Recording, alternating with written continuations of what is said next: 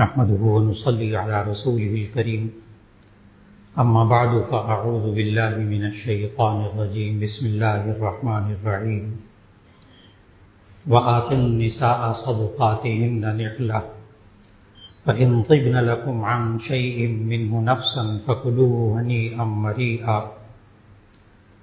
وقال تبارك وتعالى وعاشروهن بالمعروف فإن كرهتموهن فعسى أن تكرهوا شيئا ويجعل الله فيه خيرا كثيرا صدق الله العظيم۔ اللہ رب العزت نے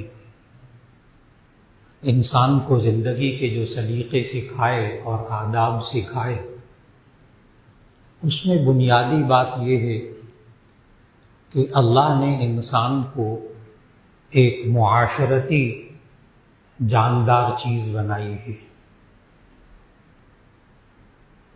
معاشرہ کہتے ہیں جب چند لوگ مل جل کر زندگی گزارتے ہیں تو اسے معاشرہ کہتے ہیں۔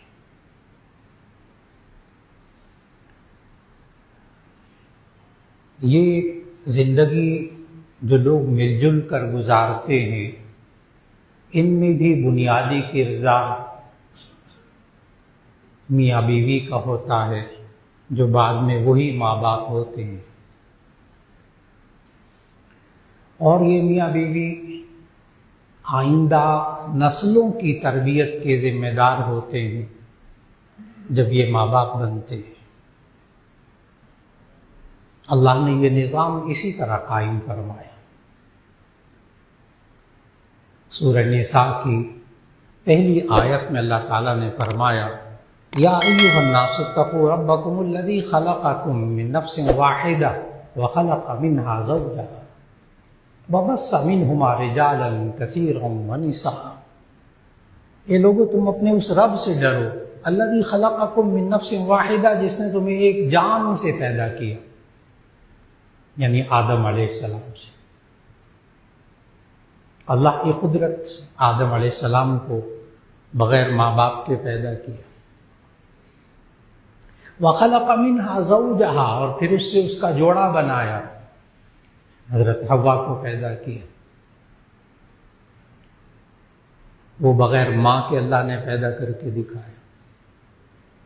یہ اللہ کی قدرت، بغیر ماں باپ کے آدم کو پیدا کر کے دکھایا، بغیر ماں کے حوا کو پیدا کر کے دکھایا، بغیر باپ کے حضرت عیسیٰ علیہ السلام کو پیدا کر کے دکھایا۔ اس میں تو اللہ نے اپنی قدرت کا اظہار کیا اور ضابطہ یہ بنایا کہ میں نے تم سب کو ایک جان سے پیدا کیا ہے۔ وَخَلَقَ مِنْهَا زَوْجَهَا، پھر میں نے اس سے اس کا جوڑا بنایا، حوا کو پیدا کیا۔ وَبَثَّ مِنْهُمَا رِجَالًا كَثِيرًا وَنِسَاءً، اور پھر ان دونوں سے، آدم اور حوا سے، اتنے کئی ارب انسانوں کو پیدا کر کے دکھایا۔ اتنا طاقتور ہے وہ اللہ۔ اللہ کہتا ہے میرے سے ڈرتے رہا کرو، یعنی میری بات مان کر چلو، صرف خوف تو نہیں کھانا، اللہ سے ڈرنے کا یہی مان، جسے تقویٰ کہتے کہ اللہ کی نافرمانی سے بچنا۔ نافرمانی سے بچنے کا کیا مطلب؟ کہنا مان کے زندگی گزار لیں اللہ کی، بس اتنی سی بات ہے۔ اللہ کہتا ہے یہ کرو، ٹھیک ہے کر لیں، اللہ کہتا ہے یہ نہ کرو، نہ کریں۔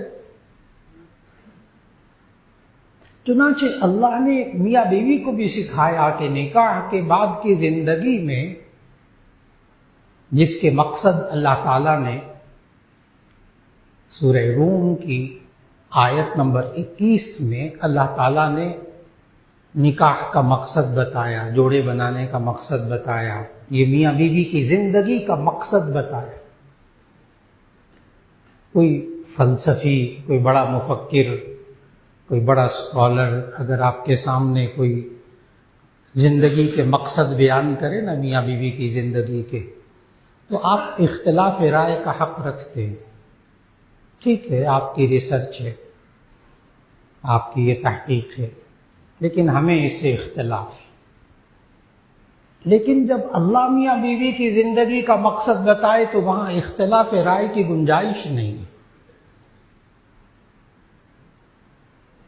چنانچہ سورہ روم کی آیت نمبر 21 میں اللہ تعالیٰ نے یہ جوڑے بنانے کا مقصد بتایا،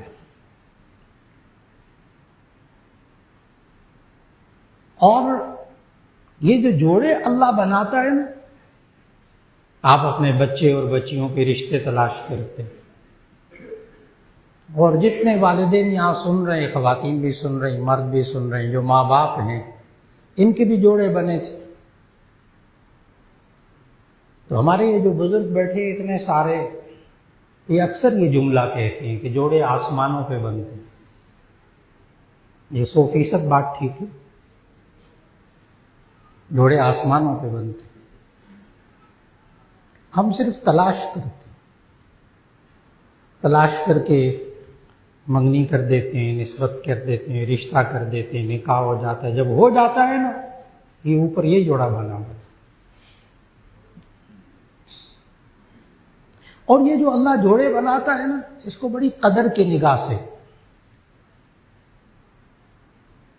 دیکھیں۔ آپ کے کسی انسان کے ذہن میں اگر کسی ہستی کی قدر ہو نا، قدر، اور وہ اپنی نشانی آپ کو دے، تو انسان اس نشانی کو کتنا سنبھال کے رکھتا ہے۔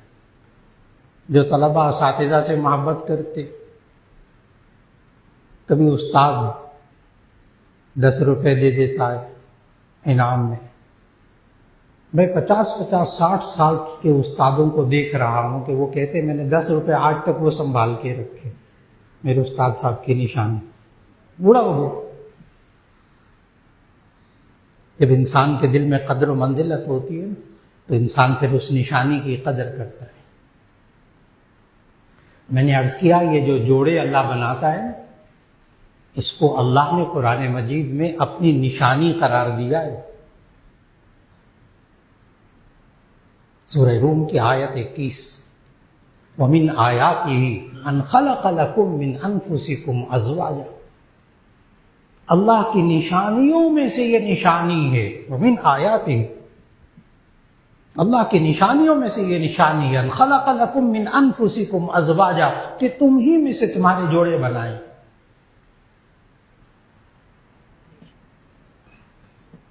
کسی جن وغیرہ کو آپ کے ساتھ نہیں لگایا جوڑا بنانے کے، انسان کو من انفسکم، تم ہی میں سے تمہارا جوڑا بنا ہے، اور یہ اللہ کی نشانیوں میں سے۔ اور جو جوڑے اس نشانی کی قدر نہیں کرتے نا، ٹھیک ہے بیوی آ گئی، ٹھیک ہے شادی ہو گئی، وہ ساری زندگی بے سکونی میں رہتے، جو اللہ کی نشانی کی قدر نہیں کرتے، انہیں سمجھا ہی نہیں کہ شادی کیا چیز۔ اور اس شادی کے اللہ نے 3 مقصد بتائے اس آیت کے اندر۔ یہ آج نوجوان بچے اور بچیوں کو بڑا سمجھانے کی ضرورت ہے، یہ والی بات بٹھا کے سمجھائیں۔ ماں باپ کا وقت تو گزر گیا، گزر رہا ہے، اب یہ 3 مقصد سمجھائیے، شادی کیوں ہوتی ہے، کیوں کرتے ہیں شادی۔ خالق نے بتایا اسی آیت میں، سورہ روم کی آیت نمبر 21، بچوں کو پڑھ کر اس کا ترجمہ سنائیں، شادی سے پہلے، شادی کے بعد بھی بار بار سنائیں، بیٹا زندگی کا یہ مقصد ہے، تم پتہ نہیں کیا سمجھتے، کیونکہ نوجوان تو شادی کو کھیل تماشا سمجھتے، کھیل تماشے سے زیادہ کوئی حیثیت نہیں دیتے، حالانکہ یہ عبادت ہے، حالانکہ یہ عبادت ہے۔ اللہ نے حکم دیا نا نکاح کرو، شادی کرو، گناہ کی زندگی نہ گزارو، تو اللہ نے حکم دیا تو عمل کریں گے، تو یہ عبادت ہے نا، اس عبادت کو کھیل تماشے کے ذریعے ادا کرنا ہے، ڈھول ڈمکے، ناچ گانے، رقص، سارے بےہودہ لوگ جمع ہوئے، کوئی پردے کا خیال نہیں، کوئی کچھ نہیں، کوئی کچھ نہیں، اللہ کی عبادت، اللہ کی نافرمانی کر کے اللہ اس عبادت میں برکت دے گا، اس میں خیر ڈالے گا۔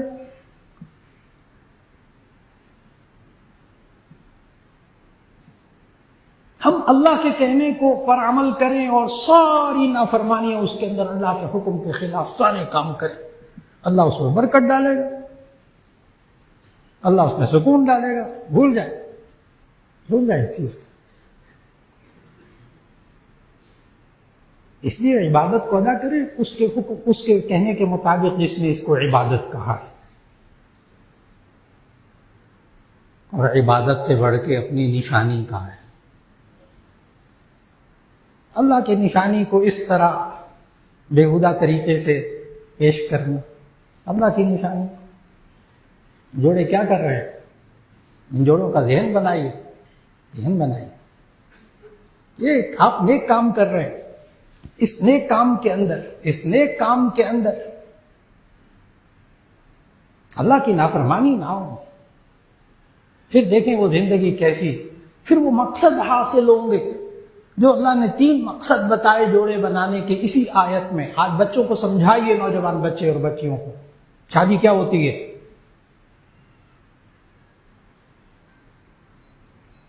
جو خالق نے 3 مقصد بتائے اس آیت۔ وَمِنْ آيَاتِهِ أَنْ خَلَقَ لَكُم مِّنْ أَنفُسِكُمْ أَزْوَاجًا لِتَسْكُنُوا إِلَيْهَا وَجَعَلَ بَيْنَكُم مَّوَدَّةً وَرَحْمَةً إِنَّ فِي ذَلِكَ لَآيَاتٍ لِقَوْمٍ يَتَفَكَّرُونَ۔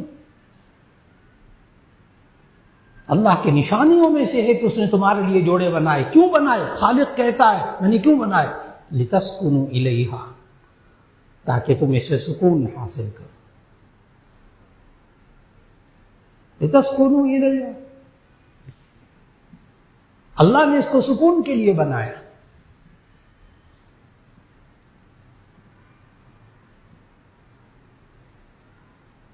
اور یہ انسان اس زندگی کو، شادی کے بعد کی زندگی کو بے سکون بناتا ہے خود اپنے عمل سے۔ طے شدہ بات، اللہ نے تو جوڑے کو سکون کے لیے بنایا، ورنہ اللہ یہ جوڑا بناتا ہی نہیں۔ یہ اللہ نے جوڑا بنایا سکون کے لیے۔ نمبر 1، سمجھائیں بچوں کو، ہر وہ کام کریں جس سے سکون ہو، کوئی کام ایسا نہ کریں جس سے بے سکونی ہو۔ ابھی وہ میں باتیں بتاؤں گا انشاءاللہ، کن باتوں سے پھر بے سکونی ہوتی۔ ایک بات جو ہمارے گھروں کے اندر، ہمارے معاشرے کے اندر، جس سے یہ جوڑوں کے رشتے تباہ ہو رہے ہیں، صرف اس وجہ سے سکون کیوں تباہ ہوتا ہے۔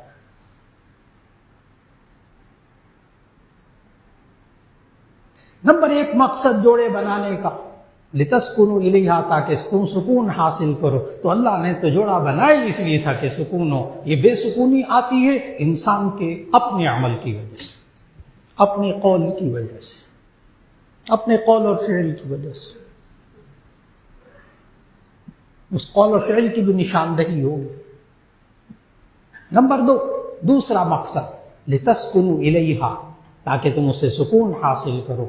وَجَعَلَ بَيْنَكُم مَّوَدَّةً، اور اللہ نے جعل میں ہوا ضمیر راجع اللہ کی طرف، وَجَعَلَ بَيْنَكُم، تمہارے درمیان، تم دو کے درمیان اللہ نے مودت کو پیدا کیا، قلبی محبت کو پیدا کیا۔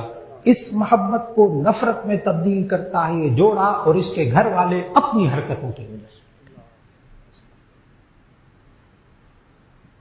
اللہ نے یہاں یہ نہیں کہا میں نے جوڑا شادی کر دی ہے، شاید تمہارا جوڑا بنا دیا ہے، اب نکاح ہو گیا، اب ایسے کام کرو جس سے آپس میں محبت ہو جائے۔ آیت کا ترجمہ بڑی توجہ سے سنیے گا، اللہ نے یہ نہیں کہا اب جوڑا بنا دیا ہے اب ایسے کام کرو جس سے محبت ہو جائے، نہیں، اللہ کہتا ہے وَجَعَلَ بَيْنَكُم مَّوَدَّةً، اللہ نے تمہارے درمیان محبت بنا دی ہے۔ اگر اب اس کو تم نفرت میں تبدیل کرو گے، محبت میں کوئی کمی آئے گی تمہارے اپنے قول فعل کی وجہ سے۔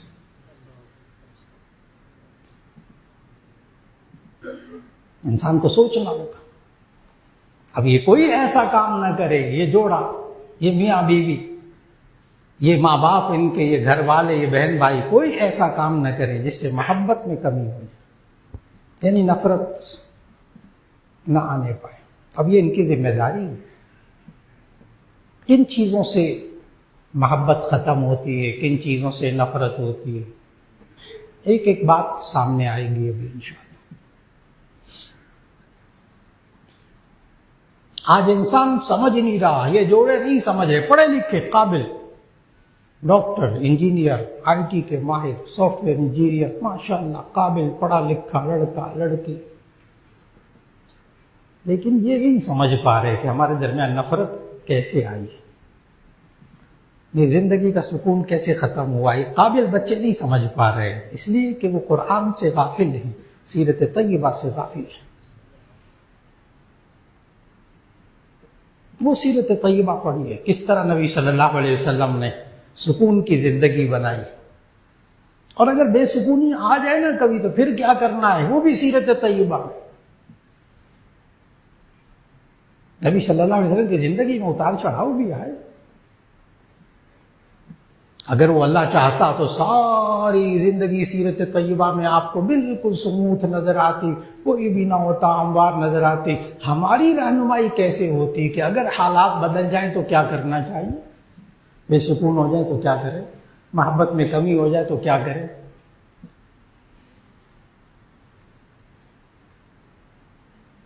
دو مقصد ہو گئے شادی کے، جوڑا بنانے کے، نکاح کے بعد کی زندگی میں۔ نمبر 1 لتسکنوا الیہا، تاکہ تم سکون حاصل کرو۔ نمبر 2 وجعل بینکم مودہ، اللہ نے اس کے درمیان، تم دونوں کے درمیان محبت کو پیدا کیا ہے، دیکھو اس کو محبت کو کم نہ ہونے دینا۔ تیسرا مقصد ورحمہ، ورحمہ وجعل بینکم مودۃ ورحمہ، اللہ نے تمہارے درمیان رحمت کو پیدا کیا۔ اس رحمت کو زحمت بنانے کے لیے تمہارا کوئی قول ہوگا، تمہاری کوئی بات ہوگی، تمہارا کوئی عمل ہوگا، ورنہ اللہ نے تو رحمت بنایا تھا اس جوڑے کو۔ زحمت بنا ہے تو اس جوڑے یا اس کے گھر والوں کی کسی حرکت کی وجہ سے۔ یہ رحمت اگر زحمت میں بدلی ہے تو ہمارے عمل کی وجہ سے۔ 3 مقصد ہو گئے، سکون، محبت، رحمت۔ سکون، محبت، رحمت۔ آپ کو حیرت ہوگی کہ ہمارے ہاں جو آج کل شادیاں ہوتی ہیں اس میں سے یہ تینوں کی طرف توجہ نہیں ہوتی، نہ ماں باپ کی، پڑھے لکھے ماں باپ کی، نہ دلہا دلہن کی۔ ان کی توجہ تو ہوتی ہے کہ وہ کیسے ڈیکوریشن کیسے ہوگی، اور وہاں شادی کے اندر کیا ہوگا، اور کہ کہاں کہاں سے میوزک والے بلانے ہیں، اور کہاں کہاں سے رقص کرنے والے بلانے ہیں، اور کہاں سے جناب وہ ڈھولکی والا کون آئے گا، اور جناب وہ فلاں کہاں سے بنے گا، اور اتنے لاکھ روپے کا جوڑا کہاں سے بنے گا۔ وہ سکون حاصل کرتے ہیں 3-4 لاکھ کے جوڑوں کے اندر، وہاں سکون نہیں ہے۔ غلط جگہ سکون تلاش کر رہے ہیں، غلط چیزوں میں سکون تلاش کر رہے ہیں۔ ان میں سے تو کوئی بھی چیز ایسی نہیں ہے۔ پھر سکون، یہ محبت شادی کے بعد کی زندگی میں یہ سکون کیسے حاصل ہوتا ہے، محبت کیسے باقی رہتی ہے، رحمت کیسے باقی رہتی ہے؟ بہت آسان سا جملہ، ایک دوسرے کے حقوق و فرائض ادا کیجیے، یہ تینوں چیزیں حاصل ہو جائیں گی، بات مکمل ہو گئی، بات مکمل ہو گئی۔ یہ سکون حاصل کرنا چاہتے ہیں، ایک دوسرے کے حقوق ادا کر دیجیے، یعنی اپنے فرض۔ اصل بات میں پتہ کیا ہے، جو فرض ہوتا ہے وہ ایک کی طرف نسبت کرے تو حق ہوتا، دوسرے کی طرف نسبت کرے تو فرض ہوتا ہے ایک ہی چیز۔ لیکن یہ عورتیں بھی حقوق کی بات کرتی ہیں، بیویاں بھی حقوق کی بات کرتی، مرد بھی حقوق کی بات کرتے، فرائض کی بات نہیں کرتے۔ میرا فرض کیا ہے؟ کاش ہے وہی چیز، بالکل وہی چیز، وہی پوائنٹ، ایک کی طرف نسبت کریں تو حق، دوسری کی طرف نسبت کریں تو فرض۔ مثال دیتا ہوں، نکاح کے بعد پہلا جو فرض ہے شوہر کے ذمے اور جو بیوی کا حق ہے وہ ہے حق مہر۔ آسان سی مثال، وہ ہے حق مہر، نکاح کے بعد پہلا حق مہر، اور یہ شوہر کو ادا کرنا فرض ہے، اور یہ بیوی کا حق ہے۔ میں نے ابھی عرض کیا نا، وہ ہے وہی چیز، لیکن ایک کی طرف نسبت کرے تو حق، دوسرے کی طرف نسبت کرے تو فرض۔ جس کے ذمے ہے اس کے لیے فرض، اور جس کے لیے ذمے ہے اس کے لیے حق۔ اور میں نے عرض کیا غلطی کہاں ہوتی ہے؟ حق مانگتے، فرض ادا نہیں کرتے۔ فرض تو زبان پہ نہیں آتا، میرا یہ فرض ہے میں یہ کروں گا، میرا یہ فرض ہے میں یہ کروں گا، نہیں، میرا حق ہے یہ دو۔ اس میں پہلا حق مہر، یہیں سے بے سکونی شروع ہوتی ہے۔ سارے کام کر لیں گے، دلہن کا جوڑا کیسا آئے گا، میچنگ کیسی ہوگی، فلاں کیسا ہوگا، ہال کون سا ہوگا، فلاں کس کس کو بلانا ہے، او مار کے اتنی تفصیلات ہوتی ہیں۔ اور جب نکاح فارم پر ہو کر آتا ہے نا تو پوچھتے ہیں حق مہر کیسا، تو اس وقت مشورہ کرتے ہیں حق مہر کتنا لکھنا ہے۔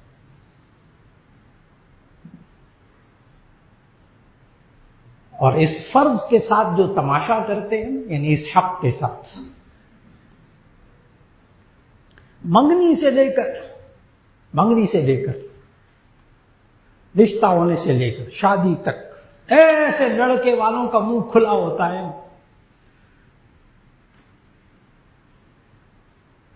کہ آپ بیٹی آپ کی آ رہی ہے، ظاہر ہے کراکری وغیرہ تو دیں گے اور فرنیچر تو دیں گے، آ کے گھر دیکھ لیں سائز وغیرہ کیسے، وہ فرنیچر کا وہ بھی آپ نے، کمرہ بھی آپ نے سیٹ کروانا ہے،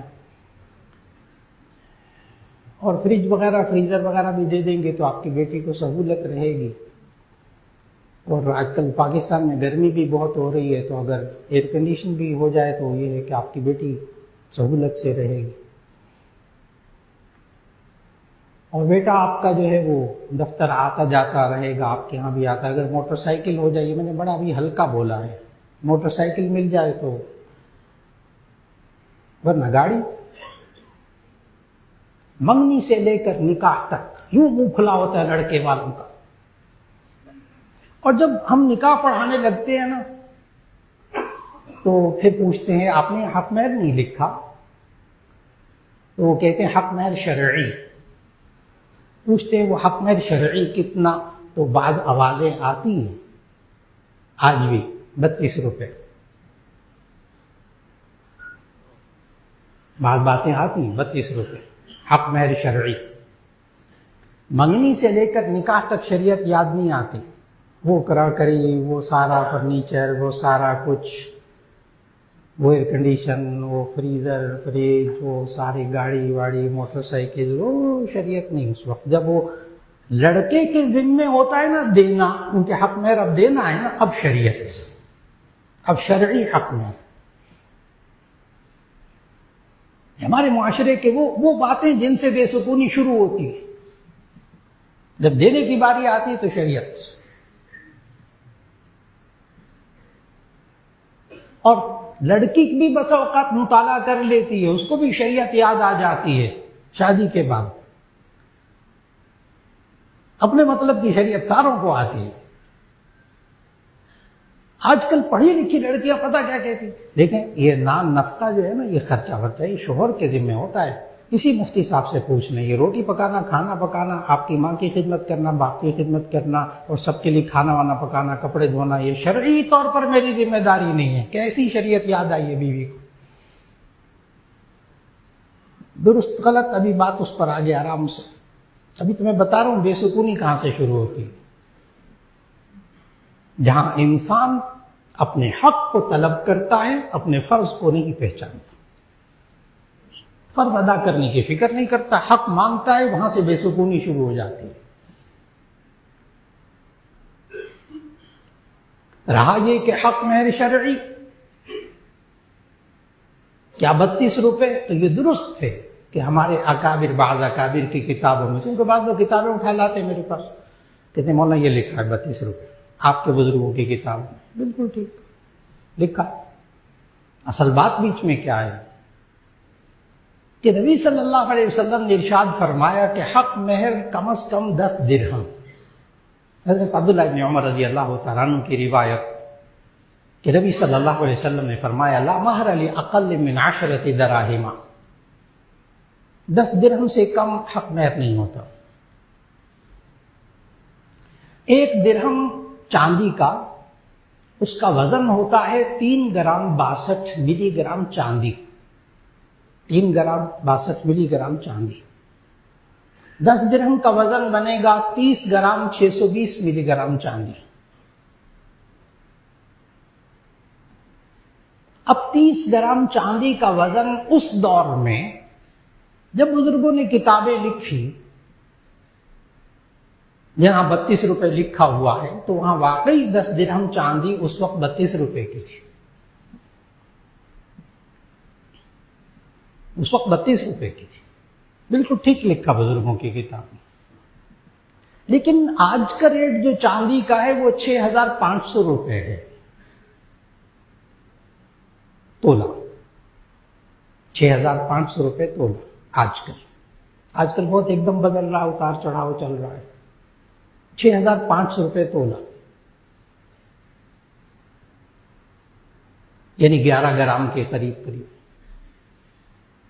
اور اس وقت وہ 10 درہم بن رہے ہیں کم از کم 17,000 روپیہ. اس وقت جو ریٹ ہے 10 درہم کا چاندی کا 17,000 روپیہ. وہ جو اس دور میں کتنا تھا؟ 32 روپے.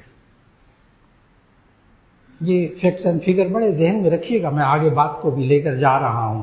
بے سکونی کہاں سے شروع ہوتی ہے؟ یہ مرد حق مہر، یہ لڑکا حق مہر ادا کرنے کو تیار نہیں ہو رہا. نبی صلی اللہ علیہ وسلم نے حق کیسا سکھایا تھا ادا کرنا. یہ تو فرمایا لا مہر لأقل من 10 دراہم کہ 10 درہم سے کم حق مہر نہیں ہوتا. لیکن جب اپنی بیٹیوں کی باری آئی تو نبی صلی اللہ علیہ وسلم نے کم از کم جو حق مہر رکھا وہ ہے 480 درہم. 480 درہم. اور حضرت فاطمہ رضی اللہ تعالیٰ عنہ کا حق مہر رکھا 500 درہم. 500 درہم. اسی کو نکاح میں، نکاح فارم میں عام لوگ لکھ دیتے ہیں کیا رکھنا؟ حضرت مہر فاطمی لکھ دی. پتہ نہیں ہوتا مہر فاطمی کیا ہوتا ہے. سنا ہو تو مہر فاطمی لکھ دی. پھر ان سے عرض کرتا ہوں نہیں، آگے مقدار بھی لکھے. مہر فاطمی لکھنے سے چونکہ آپ کے ذہن میں اس کی مقدار متعین نہیں ہے، آپ لکھیے یہاں کتنی بنتی ہے. 131 تولے 3 ماشے چاندی. حضرت فاطمہ رضی اللہ عنہ کا حق مہر. اب دیکھیے گا سیرت طیبہ. نبی صلی اللہ علیہ وسلم نے اپنی بیٹیوں کا حق مہر کیا رکھا، اپنی بیویوں کا حق مہر کیا رکھا. یعنی جب عورت ذات کا حق دینے کی باری آئی تو کیا کیا؟ 10 درہم کم از کم بتایا. لیکن حضرت فاطمہ رضی اللہ تعالیٰ عنہ کا حق مہر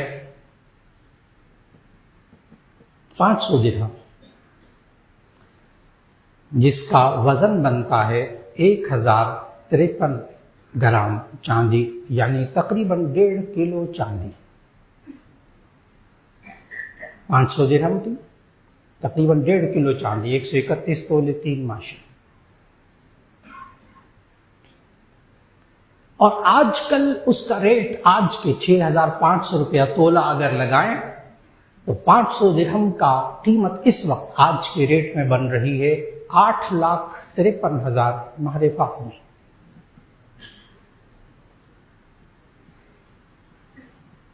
یہ ایسی چیزیں بتا رہا ہوں جو آپ ایک دم بازار میں جا کر معلوم کر لیں گے اگر آپ کو بیسک پتہ ہو، بنیادی باتیں معلوم ہوں. کسی دکاندار سے پوچھ لیجیے ایک سنار سے 131 تولے 3 ماشے کا وزن کتنے پیسے بنتے ہیں.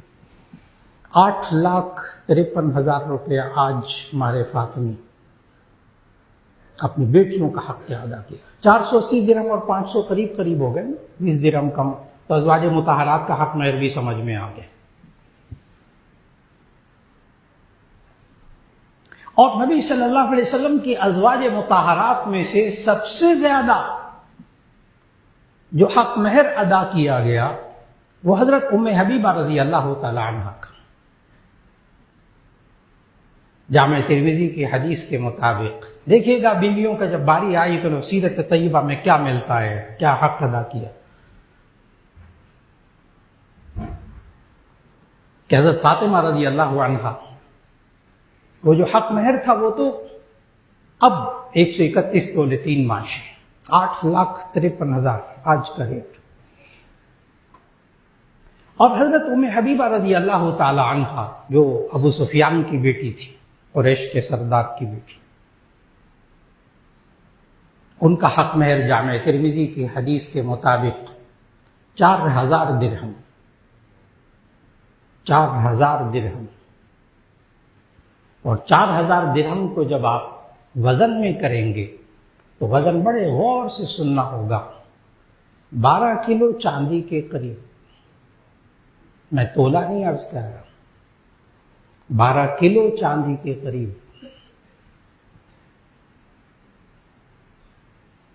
اپنی بیوی کا حق مہر جب ادا کیا، ذہن میں آتا ہے کبھی کبھی کہ وہ نبی صلی اللہ علیہ وسلم تو اتنا مال و دولت والے نہیں ہوتے تھے، اور وہ تو 1 درہم بھی رات کو صدقہ کر کے سوتے تھے۔ یہ ساری حدیثیں پڑھتے ہیں، نبی صلی اللہ علیہ وسلم 1 درہم بھی رات کو ہوتا تو صدقہ کر کے سوتے تھے، سب سے زیادہ یہی حدیثیں سنائی جاتی ہیں۔ لیکن یہ حق مہر ادا کیا حبشے کے بادشاہ نجاشی نے،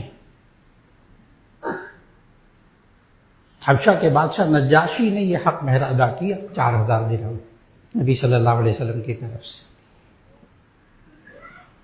اس لیے شریعت میں کہا جاتا ہے کہ کم از کم حق مہر تو 10 درہم، زیادہ زیادہ شریعت نے کوئی حد مقرر نہیں کی۔ لیکن آج شادی کے موقع پر بے سکونی کہاں سے شروع ہوتی ہے، اس کو بھی سمجھنا ہوگا۔ ایک تو یہ کہ حق مہر پہلے سے مشورہ نہیں کرتے، کم از کم 1 ہفتہ پہلے بیٹھ کر ساری باتیں طے ہو جائیں۔ حق مہر ایک شرعی حق ہے، یہ فرض ہے شوہر کے ذمے، یہ حق ہے بیوی کا، اور یہ فرض اللہ نے قرآن میں قرار دیا، قد علمنا ما فرضنا علیہم فی ازواجہم، قد علمنا ما فرضنا علیہم فی ازواجہم، ہم نے جان لیا جو ہم نے فرض کیا تمہاری بیویوں کے بارے میں۔ اور سورہ نساء کی آیت وَآتُوا النِّسَاءَ صَدُقَاتِهِنَّ نِحْلَةً، اور تم اپنی بیویوں کو حق مہر خوش دلی سے دے دو، نہ بنائے بوجھ ذہن پہ۔ اچھا باقی سارے خرچے کر کے لاکھوں روپے میں، اب جب عورت کے حق کے دینے کی باری آئی تو 32 روپے شرعی حق مہر۔ یہ تو دین نہیں ہے، دین تو وہ ہے جو سیرت طیبہ سے سکھایا نبی کریم صلی اللہ علیہ وسلم۔ اور پھر بے سکونی کہاں سے شروع ہوتی ہے؟ ایک تو یہ ہے کہ لڑکے والے یہ چاہتے ہیں کہ کم از کم حق مہر ہو، اور لڑکی والے چاہتے ہیں کہ زیادہ سے زیادہ حق مہر ہو۔ اور اس وقت جملے بھی کیا بولتے ہیں لڑکی والے اپنے گھر کے اندر، نکاح کے موقع پر تو نہیں بولتے، گھروں میں جو باتیں ہوتی وہ کیا ہوتی؟ زیادہ سے زیادہ حق مہر لکھوانا ہے، اچھا تاکہ چھوڑنے سے پہلے سوچے، اس کے پاؤں میں زنجیری بنے یہ زیادہ سے زیادہ حق مہر۔ یہ ہمارا معاشرہ، لڑکی والوں کی سوچ، یعنی اللہ جوڑنے جا رہا ہے، اللہ جوڑے بنا رہا ہے، یہ توڑنے کی فکر ابھی سے کر رہے ہیں۔ جب چھوڑے تو کم از کم پاؤں میں زنجیر تو بندی وہ اتنے حق مہر کی۔ میں نے عرض کیا اللہ نے جوڑے بنائے سکون کے لیے۔ وَمِنْ آيَاتِهِ أَنْ خَلَقَ لَكُمْ، سورہ روم کی آیت 21 ذہن میں رکھیے گا بار بار، وَمِنْ آيَاتِهِ أَنْ خَلَقَ لَكُمْ مِنْ أَنفُسِكُمْ أَزْوَاجًا لِتَسْكُنُوا إِلَيْهَا، تاکہ تم سکون حاصل کرو، اس لیے جوڑے بنائے تھے، یہ توڑنے کے لیے نہیں بنائے تھے۔ اور اللہ جوڑنے والوں کو پسند کرتا ہے، توڑنے والوں کو پسند نہیں کرتا۔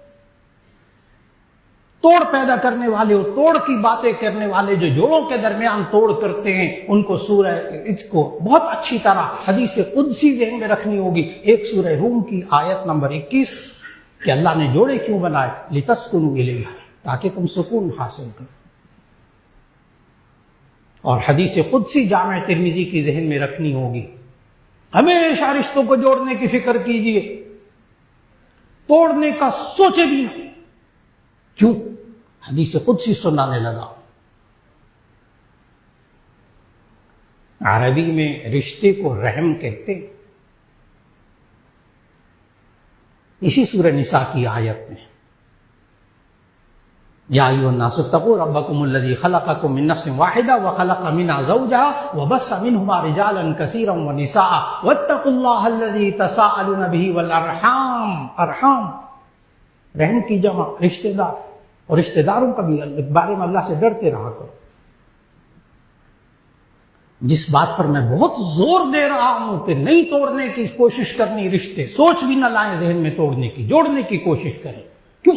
حدیث قدسی جامع ترمذی کی حدیث قدسی کہتے نبی صلی اللہ علیہ وسلم کوئی بات ارشاد فرمائیں اور وہ بات قرآن میں نہ ہو، اس کو حدیث قدسی کہتے. اس حدیث کا ایک الگ مقام ہوتا ہے، بڑا مقام ہوتا ہے.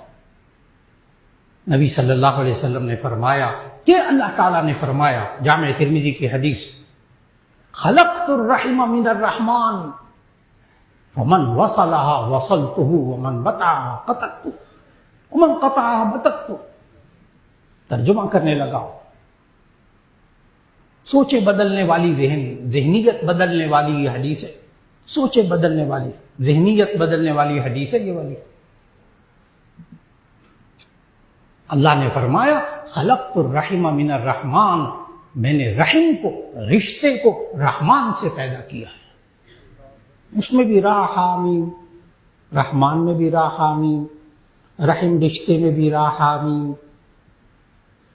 خلقت الرحم من الرحمن، میں نے لفظ رحم کو، جس کا معنی رشتہ ہے، میں نے اس کو رحمان سے بنایا ہے. فمن وصلها وصلته، جو ان رشتوں کو جوڑ کے رکھے گا میں اس کو جوڑ کے رکھوں گا.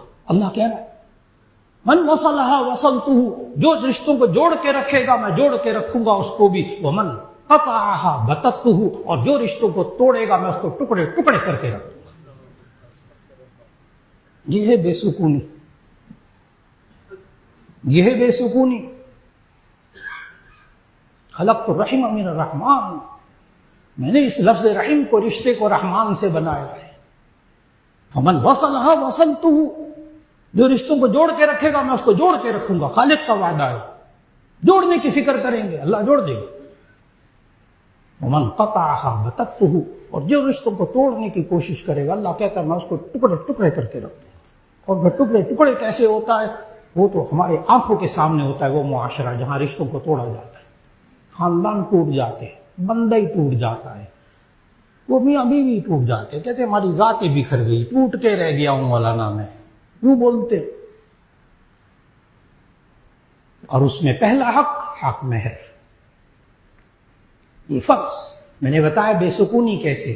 آج کی نشست میں یہ بتایا کہ آج نوجوان بچے اور بچیوں کو سمجھائیں کہ یہ جو شادی ہو رہی ہے اس کا مقصد کیا ہے.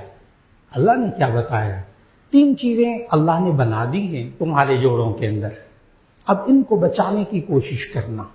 لتسکنوا الیہا، نمبر 1 سکون، نمبر 2 وجعل بینکم مودہ، اللہ نے تمہارے درمیان محبت پیدا کر دی ہے. نمبر 3 ورحمہ، اللہ نے اس رشتے میں رحمت رکھ دی ہے. اب یہ 3 چیزیں، ایک سکون، ایک محبت، ایک رحمت، یہ اللہ نے 3 چیزوں رکھی. بیٹا بیٹی دیکھو، اب ان میں سے کسی میں کمی نہ ہونے دینا. اور اس کا پہلا مرحلہ حق مہر کا. وآتوا النساء صدقاتهن نحلہ، اپنی بیویوں کو خوش دلی سے حق مہر دے دو. پہلے تو دیتے وقت کیا صورتحال ہوتی ہے وہ ساری میں نے تفصیل سے عرض کی، اور جب دینے کا وقت آتا ہے پھر کیا ہوتا ہے؟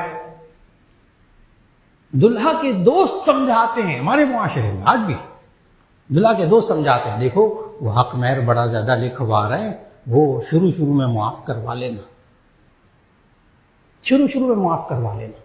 وہ ٹیکنک بھی بتاتے، طریقے بھی بتاتے کیسے معاف کرنا ہے. جب دلہن کے پاس جاؤ تو جا کر کہنا کہ وہ حق مہر جو لکھا گیا حق مہر تمہارا، تو وہ تم نے زیورات کی صورت میں لینا ہے یا نقد صورت میں لینا ہے. ٹھیک، وہ شرما شرمی میں بیچاری شرمیلی، وہ کہے گی نہیں آپ ہی سب کچھ ہیں میرا، میں حق میں لے کر کیا کروں گی، آپ ہی سب کچھ ہیں، بس آپ مجھے مل گئے تو کافی ہے۔ بس اس کے جواب میں کہہ دینا پھر تم نے معاف کیا، وہ کہے گی میں نے معاف کیا، بس خوش ہو جانا، معاف کر لی۔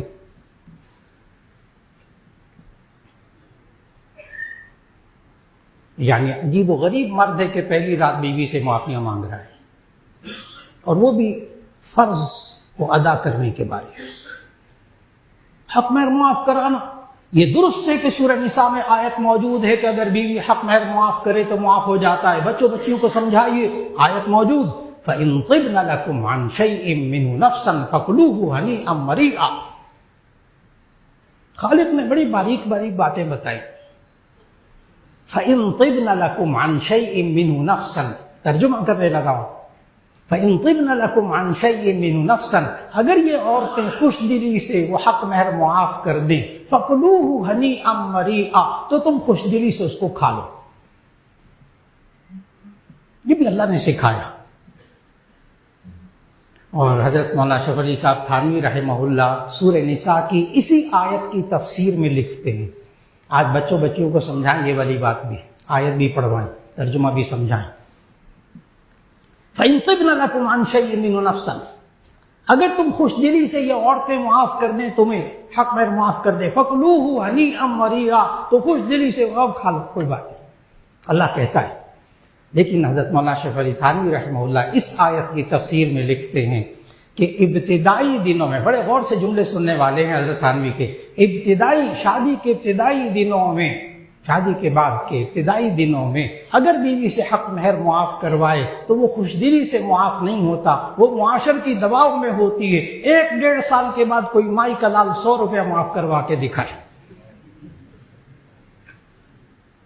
جب بے تکلفی ہو جاتی ہے پھر حق مہر معاف کر کے دکھائے، ہاں پھر بھی معاف کر دے تو پھر آیت فَإِن طِبْنَ لَكُمْ عَنْ شَيْءٍ مِّنْهُ نَفْسًا فَكُلُوهُ هَنِيئًا مَرِيئًا، پھر ٹھیک ہے کھا لو اگر خوش دلی سے، لیکن خوش دلی تب جب بے تکلفی پیدا ہو جائے، کچھ وقت گزرنے کے بعد۔